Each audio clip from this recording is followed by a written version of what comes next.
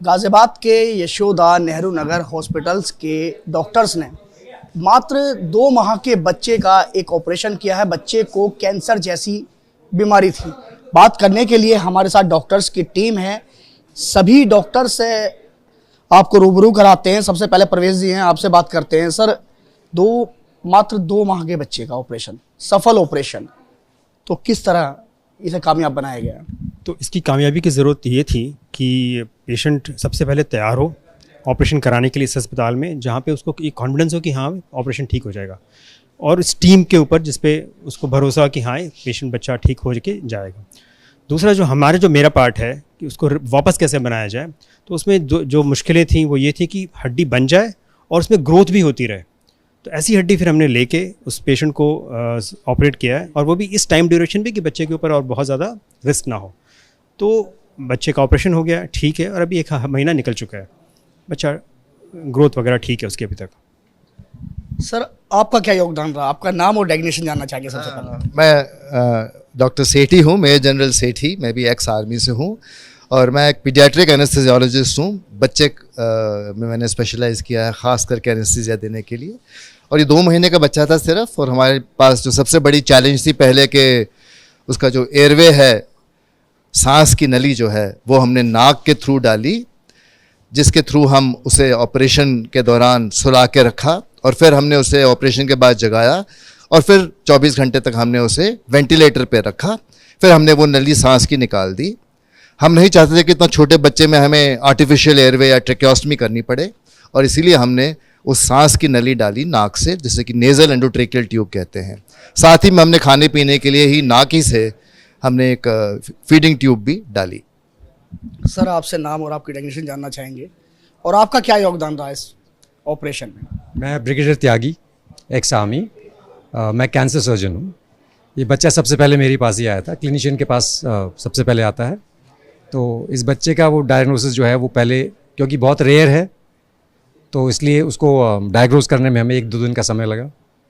और डायग्नोसिस में ब्रिगेडियर अजय मलिक ने उनका बहुत मदद की उसमें। और उसके बाद मेरा योगदान था उस जबड़े को, आधे जबड़े को निकालना। सर, आप सब एक्स आर्मी मैन हैं, तो क्या इससे पहले भी आपने कभी ऐसे 2 माह के बच्चे को, या इससे मतलब कितने एज के बच्चे को इस तरह की बीमारी से जूझते हुए देखा आपने? कुछ बच्चों के कैंसर्स होते हैं अलग, पर ये पहली बार है कि 2 महीने के बच्चे का मुझे ये वाला कैंसर करने को मिला। नहीं तो 6 महीने के बच्चे, साल भर के बच्चे, 2 साल के बच्चे बोन ट्यूमर्स के आते हैं, तो 8-8, 10-10 साल के बच्चों के भी ऑपरेशन तो किए हैं, पर इतने छोटे बच्चे में ये वाला ट्यूमर पहली बार हमने किया।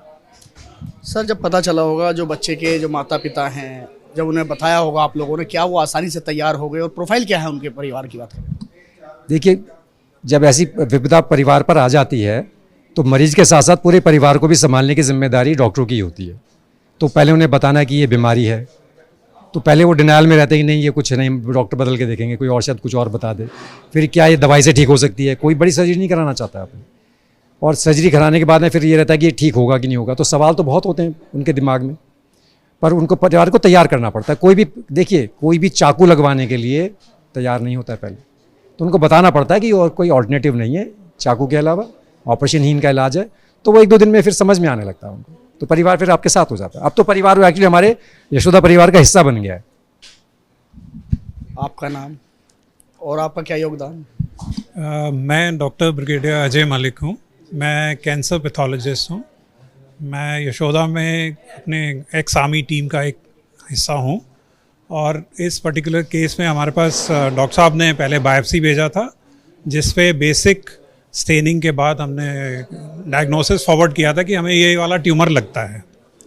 MNTI बोलते हैं हम लोग, मेलानोटिक न्यूरोएक्टोडर्मल ट्यूमर ऑफ इन्फेंसी।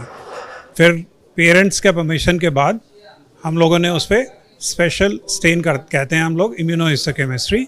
हमारे पास बहुत बड़ा पैनल दिया हुआ है हमारे एडमिनिस्ट्रेटिव एंड मैनेजमेंट ने, जिसके कारण से वो अप्लाई करने के बाद हम इस कंक्लूजन पे पहुँचे कि ये कैंसर जो है, और ये ट्यूमर जो है, ये मेलानोटिक न्यूरोएक्टोडर्मल ट्यूमर ऑफ इन्फेंसी है, जो एक लोकली अग्रेसिव ट्यूमर होता है और काफ़ी रेयर होता है।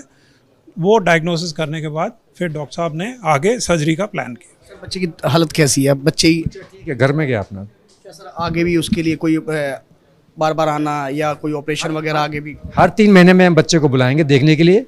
बीमारी आने का चांस तो बहुत कम है, पर ये कि बच्चे का जबड़े की जो जिस साइड बनाई गई है उसकी ग्रोथ ऑपोजिट साइड की तरह होती रहे तो सही रहेगा, नहीं तो बाद में देखने में थोड़ा वो हो सकता है। उसके लिए अगर बाद में भी कुछ तकलीफ आती है देखने में तो डॉक्टर आलम है, उसका कुछ करेंगे।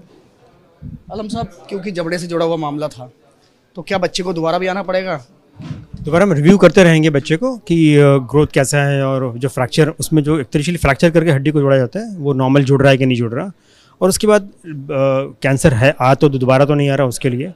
फाइनली जब ग्रोथ बच्चे की हो जाती है, मेल एडल्ट है तो करीब 12-13 साल के आसपास स्कूल में जाने के पहले उसको फिर देखेंगे हम कि ग्रोथ सिमेट्रिकल है या कम सिमेट्रिकल है और दांत लगाने की ज़रूरत है कि नहीं ज़रूरत है। तो ये डॉक्टर्स की टीम है, जिन डॉक्टर्स की टीम ने एक मात्र 2 माह के बच्चे का सफल ऑपरेशन किया, वो भी कैंसर जैसी बीमारी से। सभी डॉक्टर्स एक्स आर्मी मैन हैं, तो सर्जरी यानी कि सर्जिकल स्ट्राइक जिसे डॉक्टर साहब बता रहे थे प्रेस कॉन्फ्रेंस में इन्होंने की, तो इन्होंने वो भी यानी कि 2 माह के बच्चे का सफल ऑपरेशन करने के बाद इन्होंने एक जंग जीती है। गाजियाबाद से कैमरामैन विपिन कुमार के साथ एबीपी गंगा के लिए मैं शक्ति सिंह।